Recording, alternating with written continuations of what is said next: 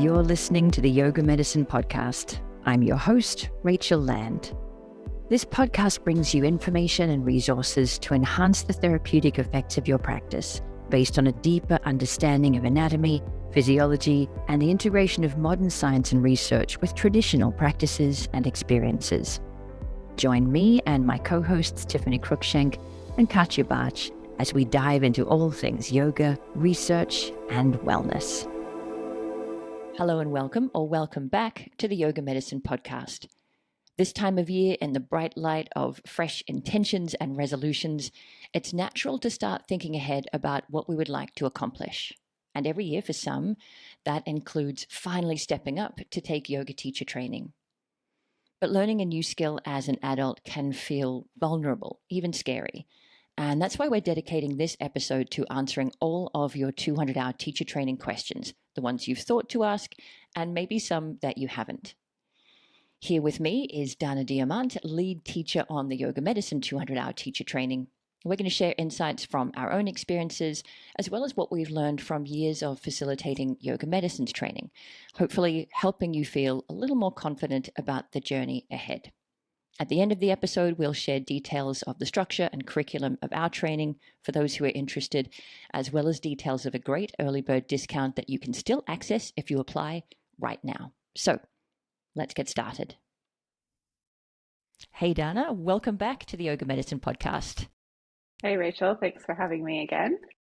We are fresh on the heels of a successful year of the Yoga Medicine 200 hours, so we wanted to capture our thoughts while they're fresh in our minds. So let's dive into all things 200-hour teacher training. And I think the place to start, the biggest question, the burning question, how do I know if I should do it? How do I know if I'm ready? It's kind of the undercurrent of that is, am I worthy? Is kind of the subtext of that big question, isn't it? What are your initial thoughts on this one?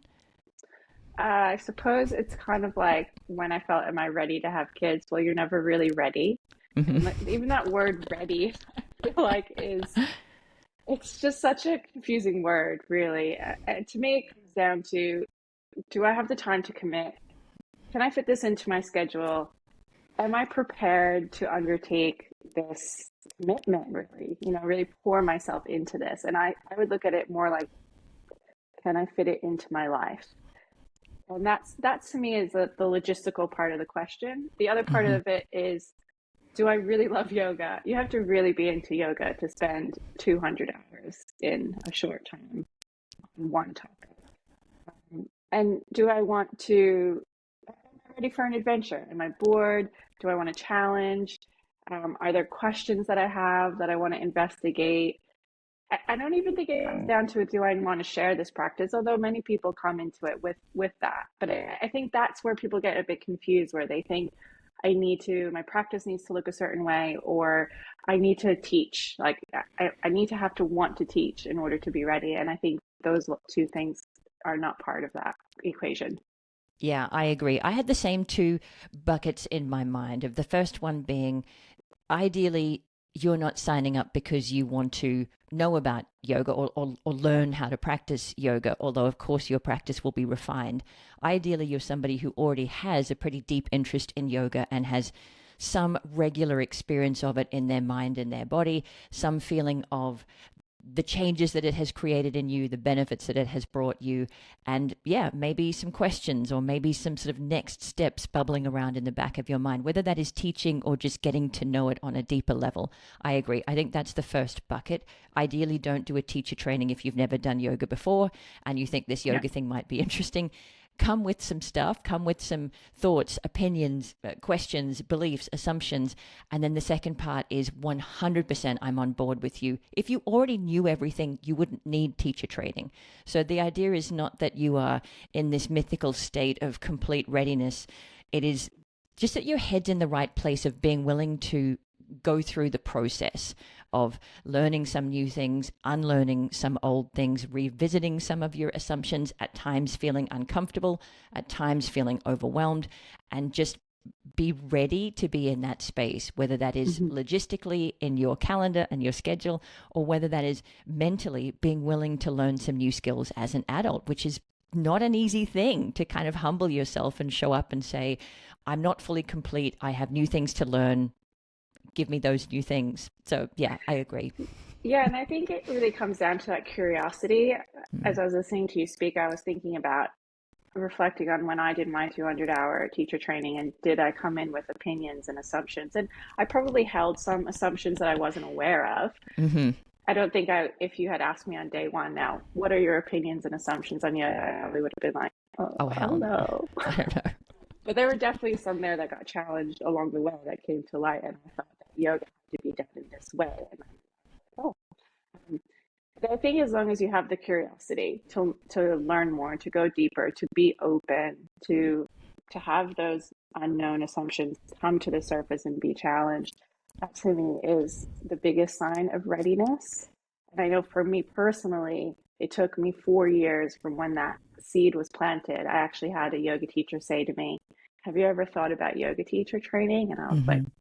not me, no way. I could never be a yoga teacher.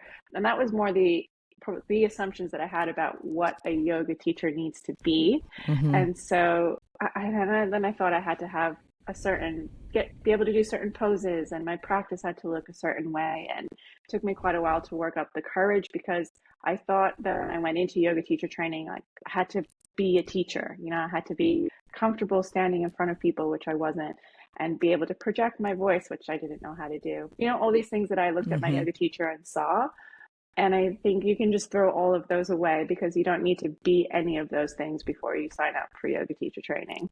I agree. And I had a really similar experience of it never occurring to me that I would be, spiritual enough or advanced enough to be a teacher. But I had someone kind of tap me on the shoulder and say, there's a teacher training coming to town and you should do it. And the second they said it, I knew that I did have to do it. So obviously there was something inside me that was ready to be tapped on the shoulder.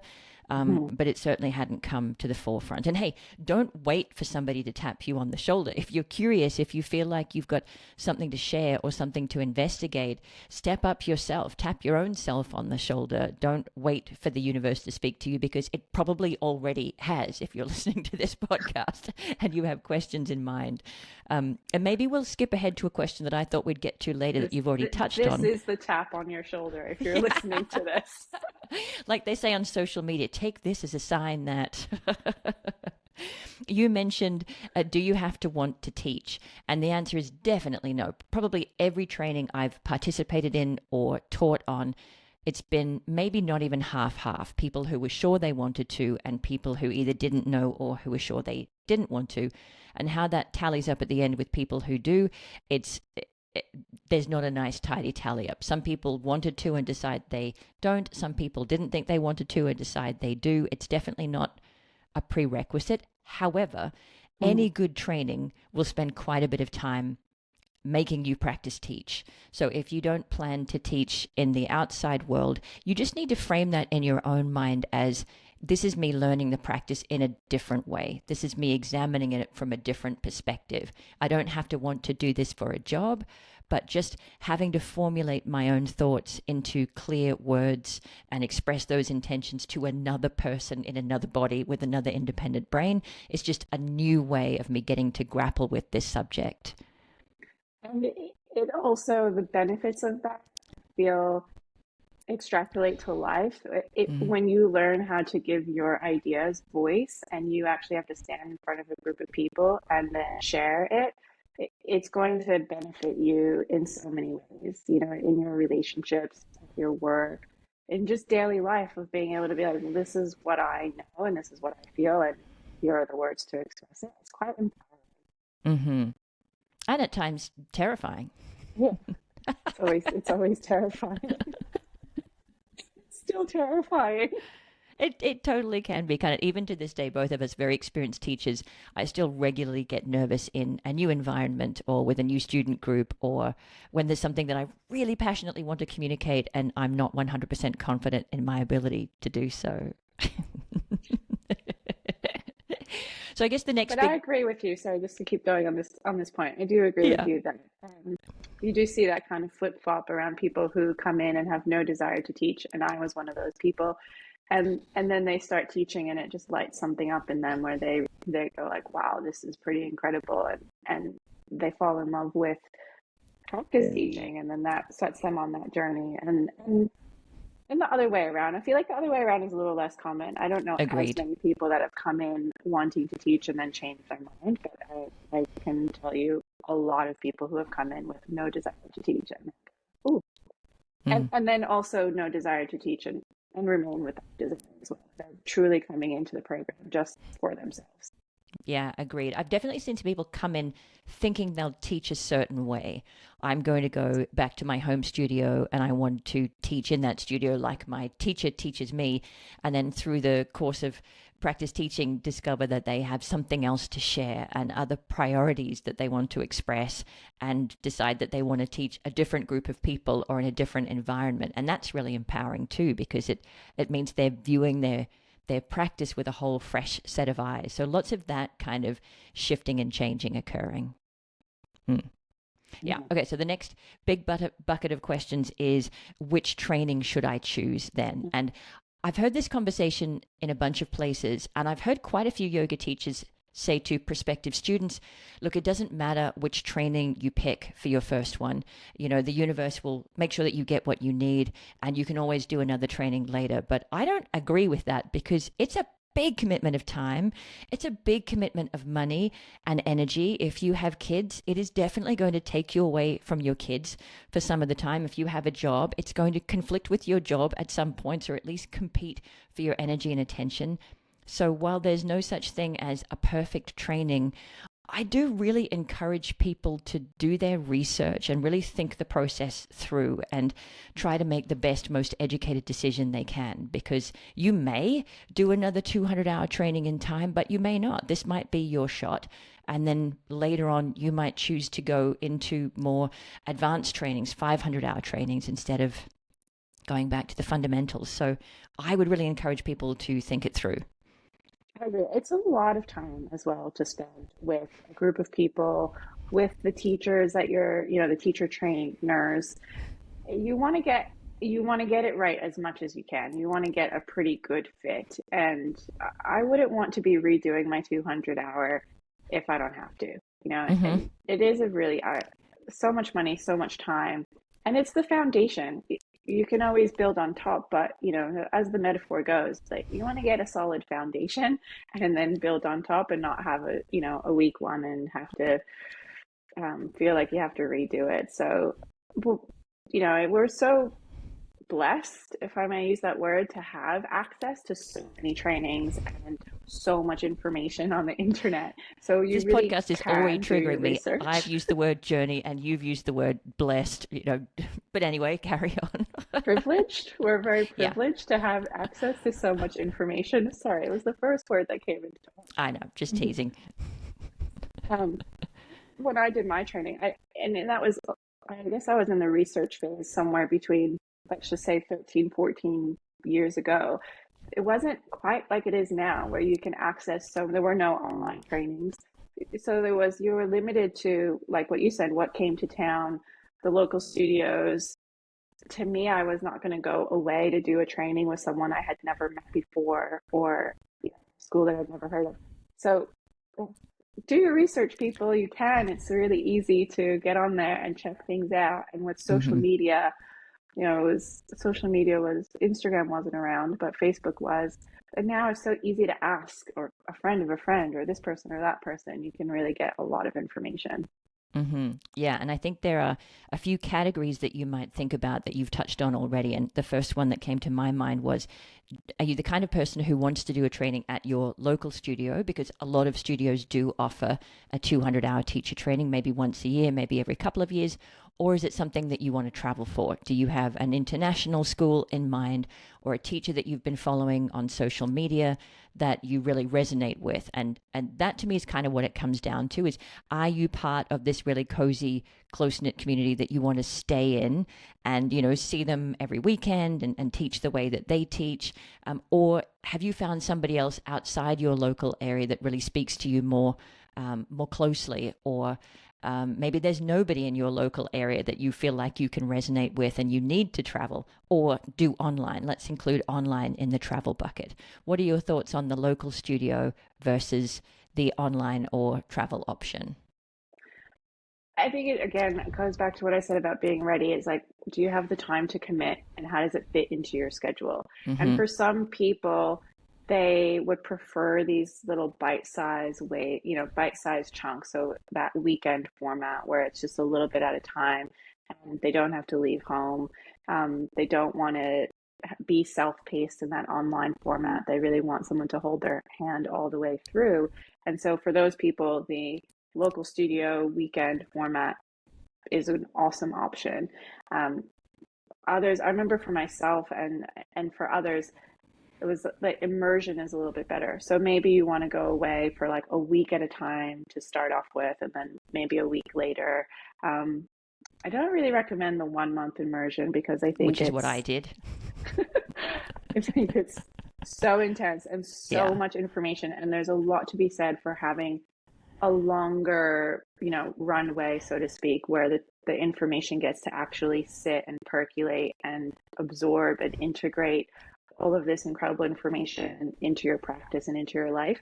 But if when I did mine, it was over 3 or 4 months and it was spread into little chunks. So we had like a 4 day chunk to begin with, and then we Mm-hmm. had another 4 day chunk a month later, and then we had a week, and then we ended with another 4 days.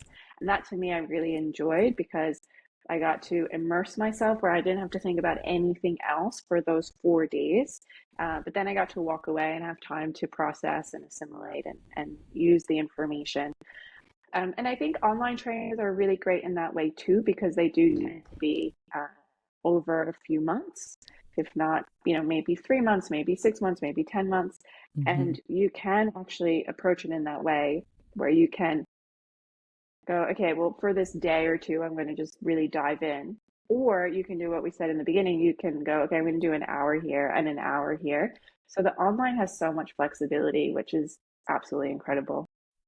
Yeah, yeah, and we're kind of mingling buckets, but this really is the way that teacher trainings are offered now. You can do local, you can do travel, you can do short immersion, and you can do spread over a longer period of time. You could do in person, you can do online, and those are already a lot of choices. It's a smorgasbord of choices.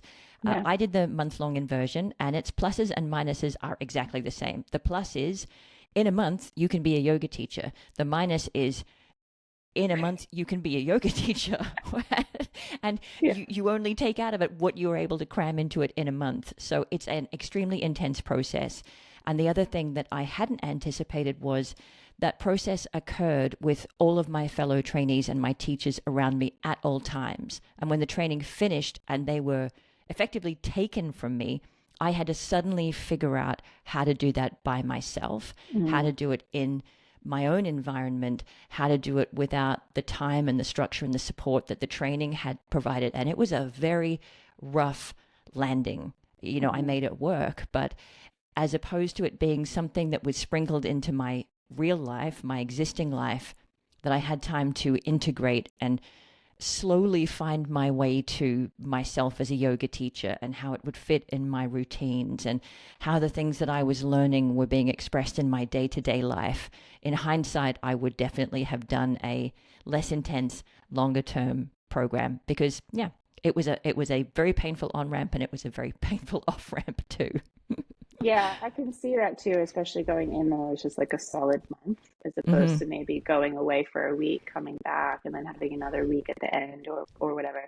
The one other benefit I wanted to mention about doing the local studio is that you've got your foot in the door with the studio if that's the direction that you want to go in. If you are that person who is looking for a job when the training is over, you're more likely to get to know the studio owner or at least the lead teacher trainer who can facilitate that relationship for you with whoever's making the hiring decisions.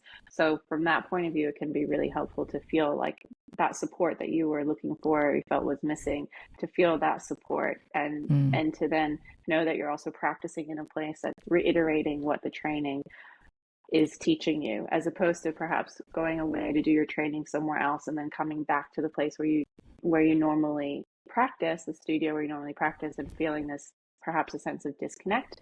That could be a challenge potentially. Yeah. Yeah. And when I think too about in person versus online, some people just learn best in person, full stop, end of story. If you're one of those people, It's fantastic if you know that about yourself.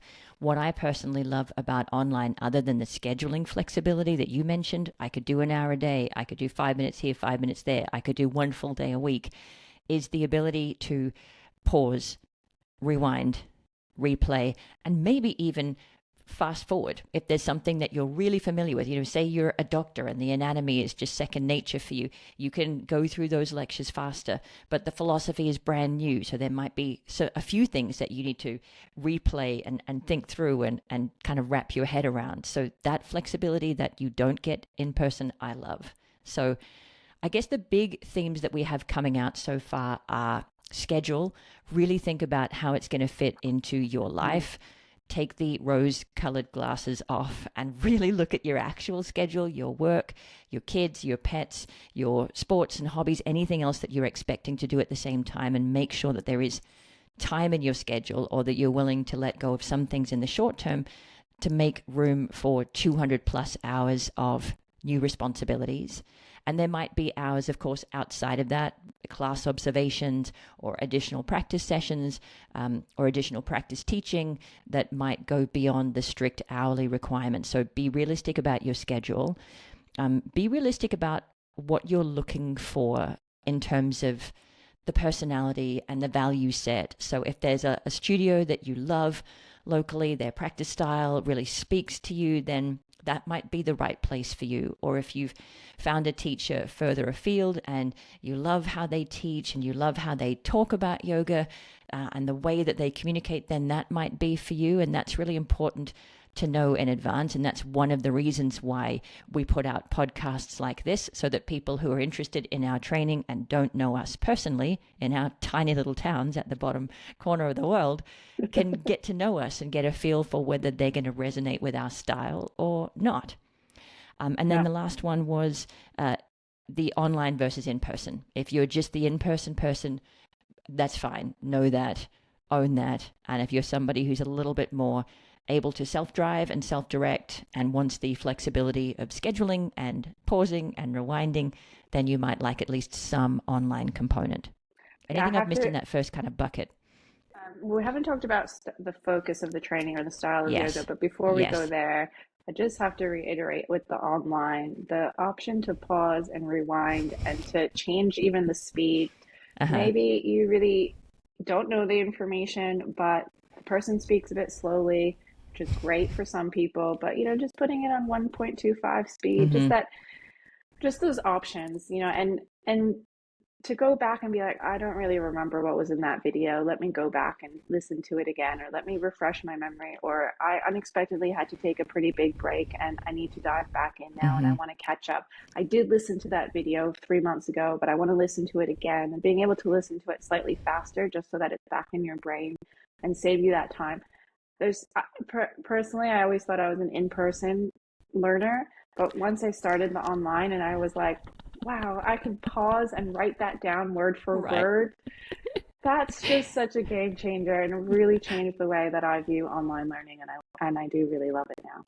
But yeah, the next thing probably to talk about is the focus of the training and the style of yoga and what it is that you're going there for, and I think it comes back as well to the local studio. You might love your local studio and you might love your local teachers, but maybe their main focus is on philosophy and mantra, and they do a lot of chanting, and they talk about the deities a lot, or there's just a lot of philosophy and history, and you're more interested in anatomy. So even though you love your local studio, you might want to be doing your training elsewhere because it's not quite what you want to learn or what you want to teach when you finish.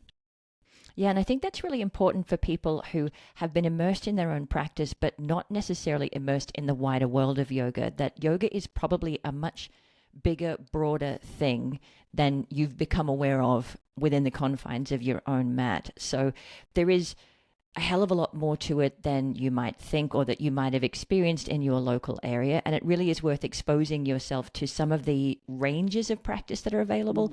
As you mentioned, philosophy, mudra, mantra, meditation techniques, restorative, hatha vinyasa, more active, more vigorous, more anatomy focused, more therapeutic focused. There's so many different ways to go. that it is really worth you thinking about what resonates for you, what you want to learn more about, what you're hoping to express in your practice or in your teaching, and just kind of taking the blinkers off a little bit to think about how broad the practice actually could be. You might even go to a few different studios to get a feel for the different ways that it's expressed, just to kind of make you think, could it be different from the way I've been experiencing it so far? And does that different way kind of excite and intrigue me? Yeah, it's really key because again, it is 200 hours. You're going to be spending a lot of time with the information, and beyond the actual 200 hours of learning, of lectures and content and practices, you'll be with this information outside of that as well. It's in your head, it's in your body, it's in your heart. And so it's like, is this what you want to dive into? You know, we started this conversation with, you're ready when you have the curiosity, when there's questions you want to answer, when you have opinions and assumptions that you want to investigate. And so the style and the focus of the training is then the next thing to come into focus. Is like, well, where do I want to actually spend that time? What is it that I'm actually curious about? And for those of people that have that little voice in the back of their head where they're going, actually, I might want to teach one day. I said, well, what part of the practice do you actually want to share? And which part of the practice do you want to get better at being able to talk about it yourself? So for me, that's a really important question. And it's why, like, personally, when people tell me like, oh, I went to India and I just signed up for a training and I did the training, I'm always like, well, I don't know. To me, it's like, okay, great. I'm so happy that you did that. It's awesome. But then they come back to their regular life and they realize that they're not at all equipped. And I don't mean to single out like just trainings in India. They could have just signed up for the one at their local studio as well without really having given it much thought. And then they finish the training and they can't teach a sun salute A, for example. And they want to want to, which is fine if you don't want exactly. to. But if you want to, yeah. That was the next thing coming out of my mouth. And they want to get a job as a vinyasa yoga teacher, but they don't have the skill of, you know, rhythmic teaching, which is required in a sun salute. And I say this because this is a true story, and this happened to one of my friends. She, again, signed up for yoga teacher training without giving it too much thought to the style and the focus. And then she finished, and she actually had people who were wanting to hire her. And I actually took her, like, spent time with her. I had just graduated from mine, and I was like, okay, let me teach you how to teach a sun salute A, even though you did your yoga teacher training already like a year ago, and you're still kind of floundering in this.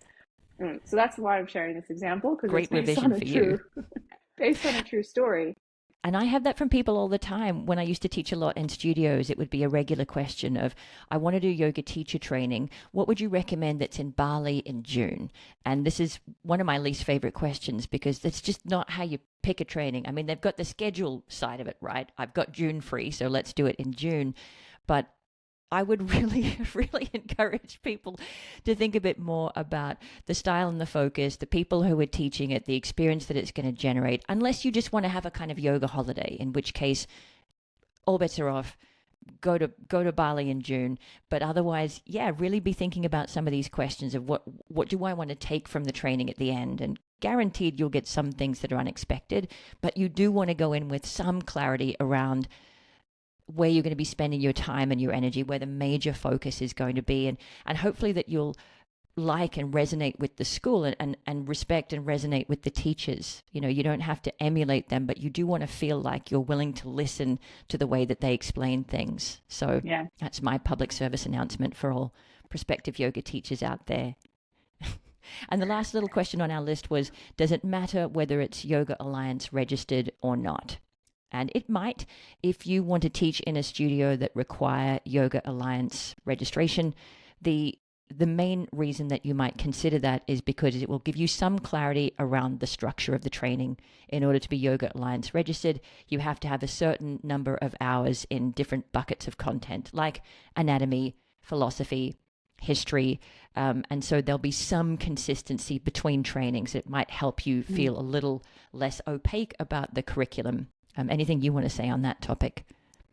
Yeah, I think that's a really good point, to know that there is some structure and buckets with the Yoga Alliance certification. It means that the curriculum has met certain buckets in terms of like theory, anatomy, poses, pranayama, meditation, history, philosophy, ethics, practice teaching.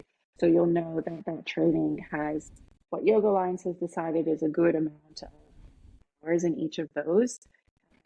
It gives you that sense of clarity that you were talking about. I find these days less and less studios really require a Yoga Alliance certified training in order to get a job.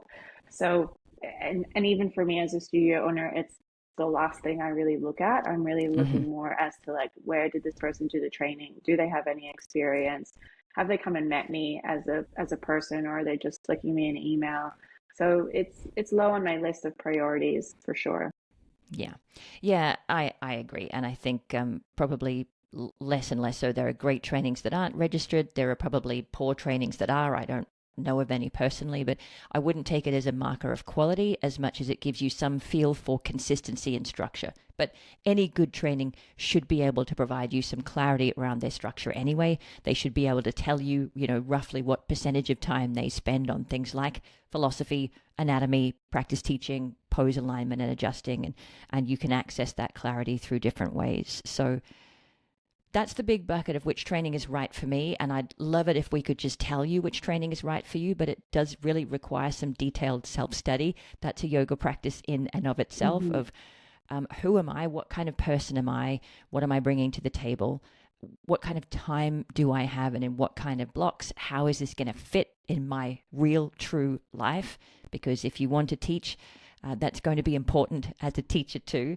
And then what am I looking for? What kind of values, what focus, what style of practice, what kind of teachers, what kind of personalities and communication styles, including online versus in person. So be thinking, unless you do just want a yoga holiday, really do think through this decision. It's a big investment of time, energy, attention, and money, and you want to get it as right as you can. Yeah, I agree. I think if I just had to sort of boil it down to three, it would be the focus of the training, the location, whether that's in person, online, local travel, and then the third one would be the schedule. What's the time commitment here? And those three need to line up. And when they line up, you're good to go. Yeah, yeah. And the next question that people tend to ask is, what prerequisites are there? What do I need to have already tucked under my belt? And I would probably start that with where I started the podcast, with some level of regular personal practice.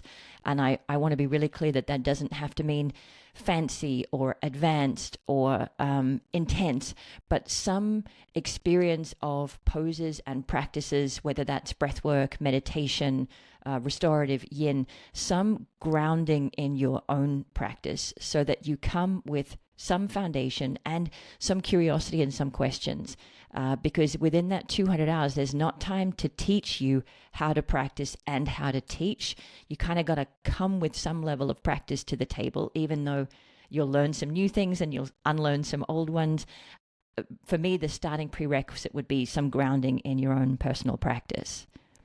Yeah, for us, for our training, the yoga medicine one, we do ask for 1 to 2 years where you're practicing 3 to 6 times a week, which is quite a variance. But as you said, to have the experience of yoga in your body, and for us, it is a Vinyasa yoga teacher training, our foundational 200-hour teacher training. And we have had people come in where their main practice is Bikram, and it takes them a little bit of time to shift in their mind. And sometimes it takes all the way up to the very end where we are spending one-to-one time with them to basically be like, you're still practicing these poses the way they're taught in hot yoga. And we've actually taught you to do it like this. And so having that switch, it's absolutely doable and it's a surmountable obstacle. But if you come in with that foundation, if you come in with just the embodiment of the practice, it doesn't have to be perfect. It doesn't have to be quote unquote advanced. It doesn't have to be anything that you think it needs to be in your mind. It just has to be there in your body in some way. And when you have that familiarity with the poses and the practice, then the training, you get to soak in the training in a completely different way. And you'll get a lot more out of it. And I think too, because most people do come to yoga teacher training with years of practice, whether that's 1, 2, 3, 5, 10. If you're coming in with nothing, I do think you'll feel behind. I do think Hmm. you'll notice that within yourself, and I don't Yeah. think it'll add positively to your experience.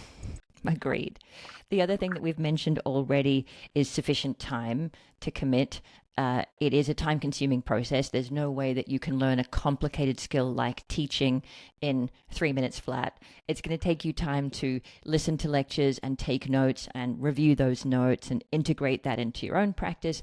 It's going to take you time to do the classes or the practices and figure out how to best mold those poses to what your body needs, to find variations and props that suit you. It's going to take a lot of time for you to translate what you are thinking in your head and feeling in your body to the stuff that's coming out of your mouth.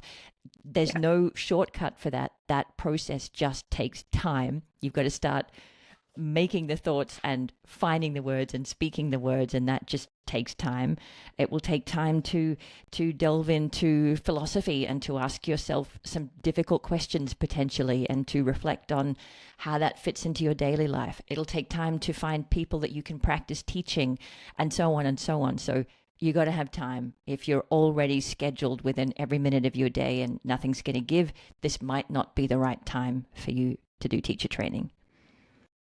Yes, agree. And if you're doing, say, like a online teacher training, figure out what time the calls are, and if those Hmm. are late at night for you, or the middle of the night, or really early in the morning, you'll want to factor in time the next day where you're tired, or you need a nap, or you need help with your kids, or you need to take a day Hmm. off work.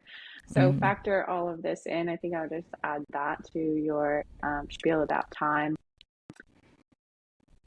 And a deep interest, I think, is a prerequisite as well. As Yes. we've been mentioning all along, a passion for learning. If you are coming into this a bit cold on the topic and a bit wishy-washy and just like, oh, people say I should do a yoga teacher training, you're just not going to get that much out of it. And Hmm. it's going to be harder to keep to that commitment. Again, we've mentioned it is a big commitment and it does require a lot of time.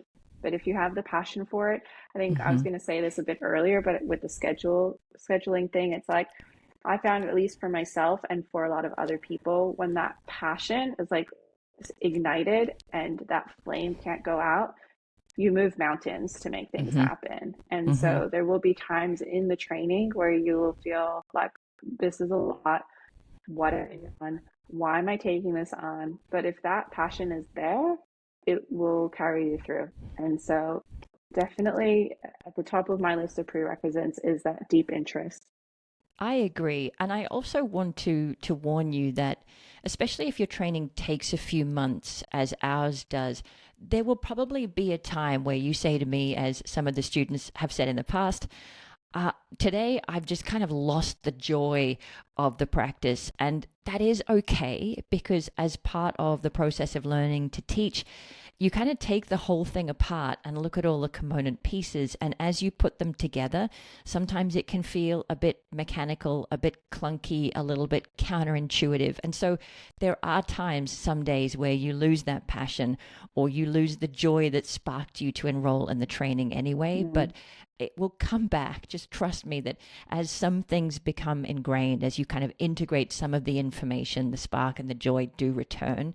It's just a discombobulating process, taking something that you love but don't necessarily know a huge amount about, breaking it into pieces, putting it back together. Yeah, you're going to have some high days and you'll probably have some flat days too. Yeah, it's all part of the process. And even feeling like you're going backwards before you go forwards is part of the process too. And as you start to learn the alignment and you begin questioning in your own body, like, geez, have I been doing this wrong? Yeah, I've been doing this wrong this whole time, or am I ever going to get this right? So there are definitely those highs and lows throughout the training. And that's again why I think it's really important to pick a training that has a great curriculum, that has great support staff and great teachers and people who can support you throughout the whole journey. There's that word again. I agree. Even though we've said blessed and journey, I do agree. It's hard to talk about this without falling into some stereotype somewhere. But notice that we haven't said you need teaching experience as a prerequisite.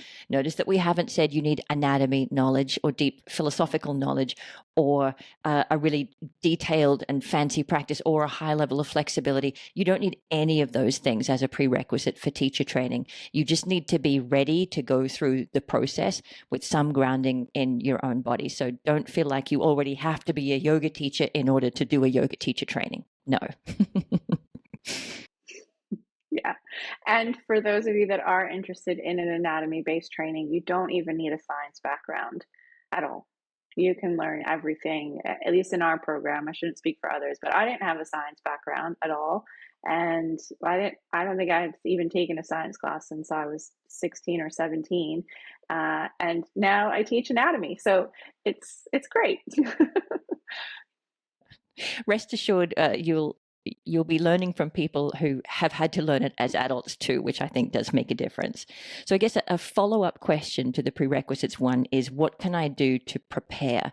If you are somebody who is, you're raring to go, you've signed up, but the actual training doesn't start for a month or 2 months or whatever, what could I be doing? Or if I know I want to do it next year, how could I be laying the right foundation? And if you have a specific training in mind, it could pay to check with them because they might have some recommended reading or some videos that you can watch ahead of time or some practices that you can do to kind of gather in some information. But outside of that, if you haven't chosen a training yet, what would you suggest people do to prepare? Not much. I think other than continue with your own practice, just, I don't know, rest. Like it's going to be a really big journey, big undertaking. Yeah, hang out with your friends. Spend time with your children. No, I'm just kidding. Honestly, though, I think we go into this thinking that we need to be ready, that we need to prepare, that we need to be a certain way, that we need to have flexibility or know all the names of the muscles. I mean, look, I used to teach on some other trainings where we did give homework prior to the training started of looking up the muscles and starting to learn them. But even that, I feel like, is not necessary. Do your practice. That's it. That's the main thing for me. Do your practice and come into it with rested. Really, prioritize your mental health, prioritize your emotional well-being, so that you are able to be like that sponge where you can soak up the information and be connected to your joy and your excitement. That's it for me. Yeah, I love that. I guess the only thing I would add is if you are the person who's only been practicing in one place, one studio or one teacher, and you have the opportunity of broadening your practice, that could be interesting. It's not a prerequisite, but it might be an interesting exercise in just broadening your definition of what yoga can look and feel like. And I say this because I had mostly been practicing by myself in my own bedroom.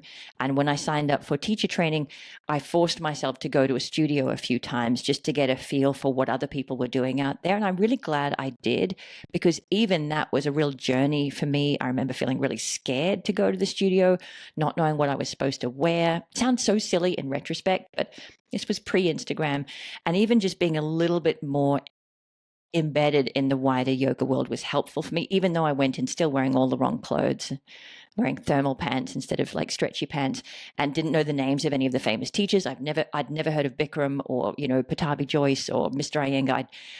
Even that little broadening from my pajamas in my bedroom was helpful. So if you do have time and you do have options, even just on social media or on YouTube, it might pay to just branch out a little bit and start to get a feel for what else is going on outside of your little practice. But again, I would put that lower down the list. Yeah. I will add something. If you're a person that perhaps struggles with memory, like remembering things, and you are unfamiliar with names of poses, I actually think it would be helpful to start learning the names of the poses, because in yoga teacher training, we use the names of the poses a lot. And that, if you're not sure which pose it is, that can maybe just take you a few moments to think about what are they talking about? Which pose is Trikonasana, which pose is triangle pose. And you might have the experience of that pose in your body.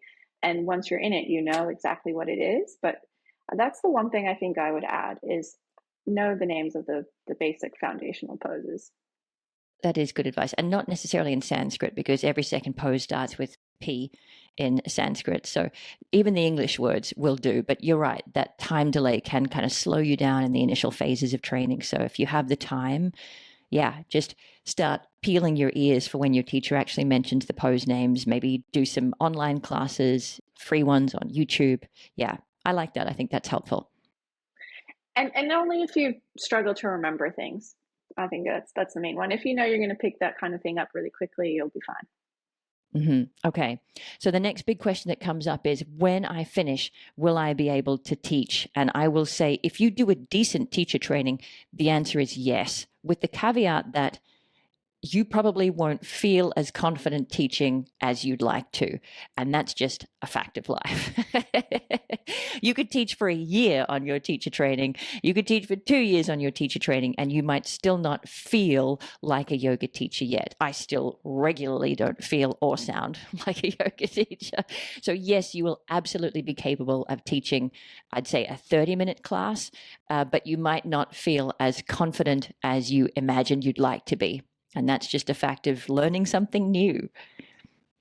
Yeah, absolutely. And it takes getting out there and actually teaching in what we call the real world to feel like a yoga teacher, because yoga teacher training is not the real world. And you're teaching to people who know what it is that you're trying to teach or the point of the exercise, and they're following along because they get where it is that you're going. And that's not what it's necessarily like in the real world. And that you're surrounded by people who are supporting you and who are cheering for you. And again, not necessarily. And know the names of the poses and know the alignment that they're supposed to show in those poses. It's not quite like teaching the average student. To me, a sign of a great training is that you are able to teach when you finish. And that should be a question on your list as you start researching trainings and asking that training, and even perhaps speaking to some graduates of that training if necessary, in order to confirm that you'll be able to teach when you finish. One thing to be on the lookout for is, does the training actually teach you sequencing? Some trainings will teach you a set sequence, and you are in your practice teaching sessions on that training, you are only teaching this one sequence. And so when you finish, yes, you are ready to teach a sequence, and you might be really great at teaching that set sequence, but you haven't actually learned how to sequence the class yet. And that can put you at a real disadvantage when you finish. Except for the first time. The very first class you teach, people are going to be stunned and amazed. But then you go back for the second class and the third class, and it's the same. Yeah, we talk about in our training the learning curve. And the learning curve is pretty shallow if you're being taught to teach this sequence. You just have to kind of memorize the words and memorize the order of the poses, and you can become more and more comfortable with that through repetition. So it's a shallow learning curve, a quick one, and you'll feel competent early. But then outside of that sequence, you've kind of got to start from scratch all over again. How do I now, if I want to do something different, if I want to put a different string of poses together, how do I do that? And now what do I say? And this again comes back to what's the focus of the training and what have you decided is important for you. So for some trainings where the philosophy is the main important component of the training and being able to take your students on a deep personal transformation. I used to have a teacher that said, you can teach the same sequence of poses every single week, but as long as you change what you say, it will feel like a completely different class.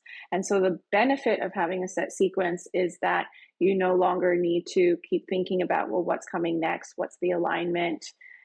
How do I get them to feel external rotation in their hip? You're not thinking about those things, the physical part of things, and it gives you the space to really focus on the other elements of your teaching, whether that's the philosophy, the mood, the energy, connecting with your students personally.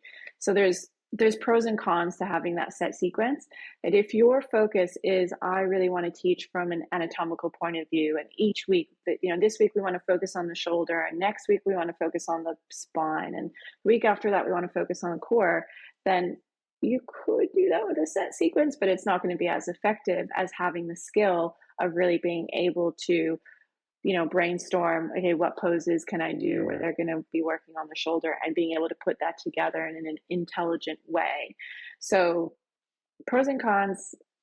Yeah, it might also make it more difficult to adjust if you're injured and there are things you can't demonstrate, or you come to teach your sequence and 5 of the students are having knee pain or low back pain, and the poses in your sequence are going to aggravate that knee pain or that low back pain. Or if you've been asked to teach different classes on the schedule that, are for a whole different population, like a class of seniors or a class of college athletes, it does leave you a little bit inflexible in your capacity to adjust to the moment.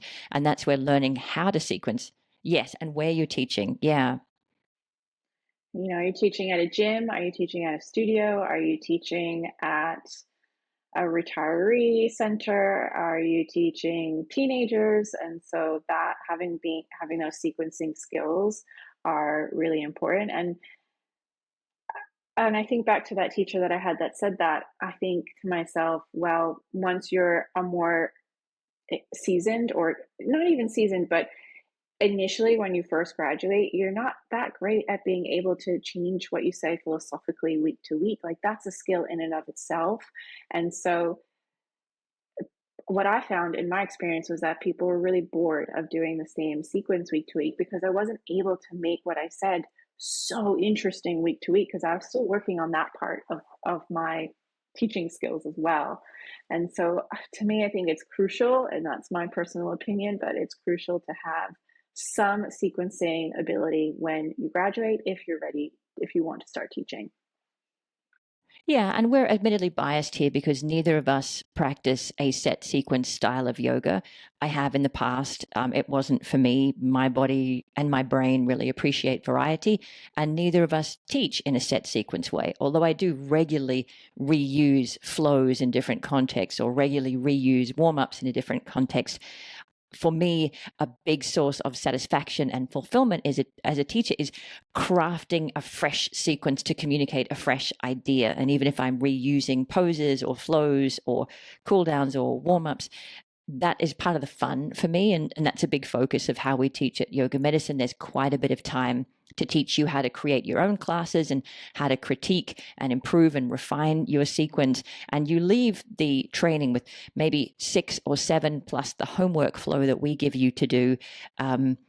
So it's kind of a bit of a mixture of, you've got some stuff to teach as a fallback. You've already got some sequences prepared that you've done before, but you also have the skill in your back pocket of coming up with something fresh, or massaging that thing slightly to tweak its focus, or to heighten the peak of the intensity, or to lower the peak of the intensity, to change the pace. And those skills are so vital in most teaching environments. Absolutely. And we talk about, and we teach you, and we show you examples of how to take the same sequence and make it a 30-minute class or 60-minute class, of making it more a dynamic, vigorous flow or a slow flow, right? Of a morning class or an evening class, and having those kinds of skills, which are, sequencing adjacent. It's not just about writing a list of the poses and the flows, but to know all these other tools that you have in your toolkit to really craft an experience. And I suppose that's what it comes down to for me. Doing a set sequence, and I used to have a teacher who would say, like, you're digging in the same hole, so you're going to make progress in that same place, which is for some people what they need, right? They just need that discipline or that focus in their life, as opposed to the variety. They have enough variety going on elsewhere, whether that's just life in general or their other sports or whatever, and they just come wanting to really focus in this one area. But if you're wanting to craft different kinds of experiences for your students, then having those sequencing skills are going to be crucial. Agreed. So maybe we do a little recap before we move on to talking about the yoga medicine training specifically.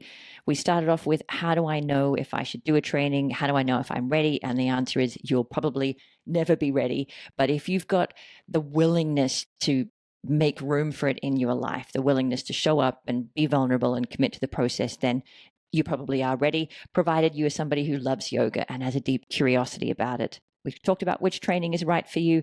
We would both really encourage you to do your research and spend your resources wisely. You want to think about local versus travel, online versus in-person, intensive versus longer term, the style of yoga, the focus, the kind of value set of the training.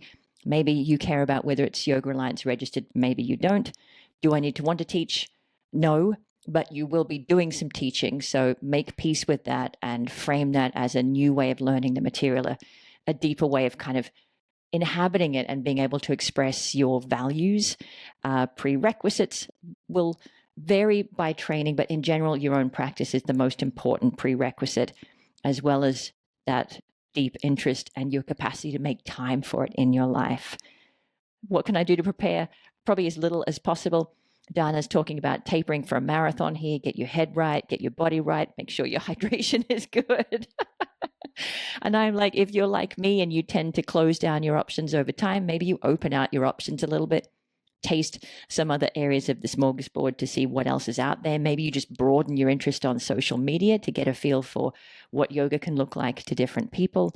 And then finally, when I finish, will I be able to teach? Yes, a good training should equip you to be ready to teach, but you probably won't feel as confident as you'd like. And nothing gives you that confidence other than experience.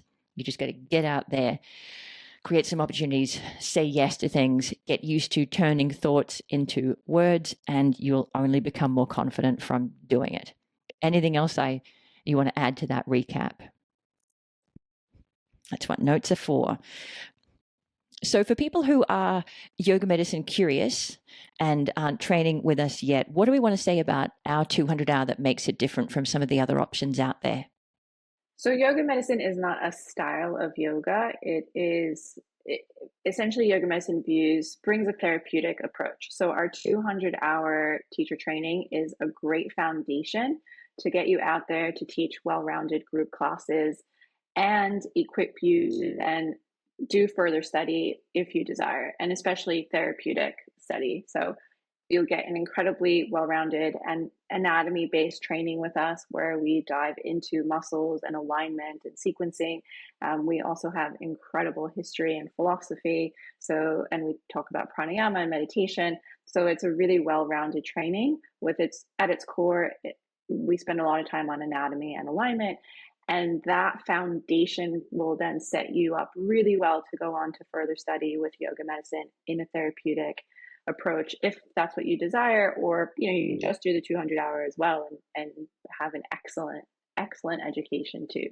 The curriculum developed by Tiffany Cruikshank, the founder of Yoga Medicine, has been refined over decades and hundreds of trainees, and we've now taught it in every possible format you can imagine, and it works brilliantly every single time.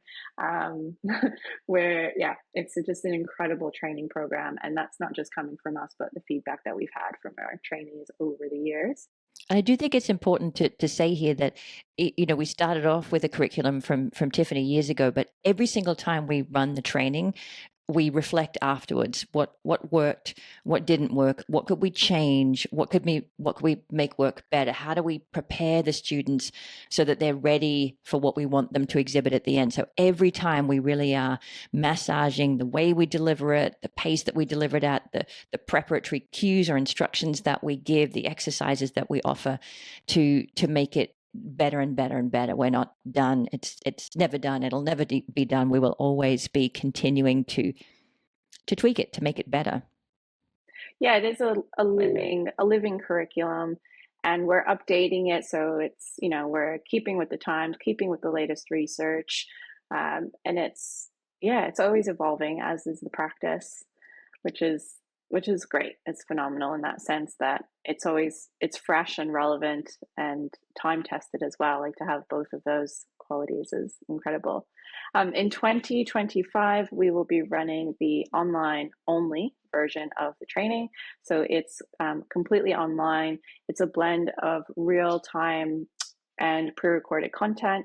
So we have it's roughly 45 hours of real time where we meet on Zoom, and that comes towards the end of the year. Again, as we've been mentioning, it's a great balance where you get to pause, you can rewind, and then also you have those interactive sessions where you can meet your other trainees and have that feeling of community and connection, and as well as being able to self-pace the pre-recorded lectures. Yeah, this is what we've found to be the perfect blend of the sort of more solitary online components that you're watching at your own pace, in your own time, pausing, rewinding, 1.25 speeding, making your own notes, integrating into your practice, all of that sort of private, self-driven, self-dedicated part of it, with the more lively interactive where you're connecting with us and the other participants, you're practice teaching and getting real-time feedback. You can ask questions, you can clarify things that might be fuzzy, and so you're not on your own. You're involved in the process with us and with another cohort of trainees. So to me, that balance is really important, so that you've got that time that you can craft on your own, plus support from us and from the other trainees. Yep. So the way it works with us is we have this flexible registration period, basically when you can sign up. So you can sign up anytime from now to June, and you can get started. We have the first 2 blocks of online content, about 8 weeks or so of content available from February 1st. So you can jump in there and get started as soon as you sign up. And then we cut off the registration in June, and that's to make sure that you have at least 6 months to go through the program. We then start mandatory live calls, which you have to be on, from from August to November, and those are on a Wednesday, Pacific time, 4 to 6 p.m. And we also, prior to that, give the option to attend office hours. So if you're one of those people who sign up straight away and you're diving into the content from February, March, April, we then start optional office hours in May. So you'll have three calls where it'll be with Rachel or myself, where you can come and bring your questions, so you're not waiting until the mandatory calls start in August. So you have support, you have connection. We also have an incredible online portal where you get to ask us questions at any time, and that's text-based. We have an early bird offer for about another week, if you're listening to this as soon as this has come out, and you get $300 off. So if you're wanting that early bird, do not wait. It ends January 23rd. So hopefully you are listening to this prior to that. And have I missed anything in terms of the details? That's the important stuff. Yeah. Whether you're thinking of doing our teacher training or somebody else's, I hope this is sort of allayed some of your concerns, answered some of your questions, and kind of clarified some of your expectations. If it's our program that you're interested in, we're pretty easy to find. You can hit us up for information. You can go to Yoga Medicine for more information. And likewise, if you're doing another training, just reach out and ask them your questions. You should go into the experience, I think, maybe apprehensive, nervous, because you're stepping out of your comfort zone, but with the capacity to have any concerns answered, so that you really know what's going to be expected of you over the months that lie ahead. And if you are heading into teacher training this year, I'm excited for you. It completely changed the trajectory of my life completely. And if that's what you're looking for, I hope it does the same for you too. Mine as well. And yeah, reach out if you want any advice, if you're still unsure about anything. I've actually sent plenty of my friends to other trainings after, you have conversations. Sometimes, again, it's like that sense of, well, I can't make Wednesday 4 p.m. Pacific time calls, but I really want to do yoga teacher training this year. So reach out, ask questions. You're not in this alone. We're here to support you. And we look forward to possibly meeting you. Just do not ask me for a good training in Bali in June. Well, thank you so much, Dana, for making time for the podcast again. I'll see you on the 200-hour teacher training. See you there, Rachel. Thanks for having me. Maybe we'll see you too. Bye.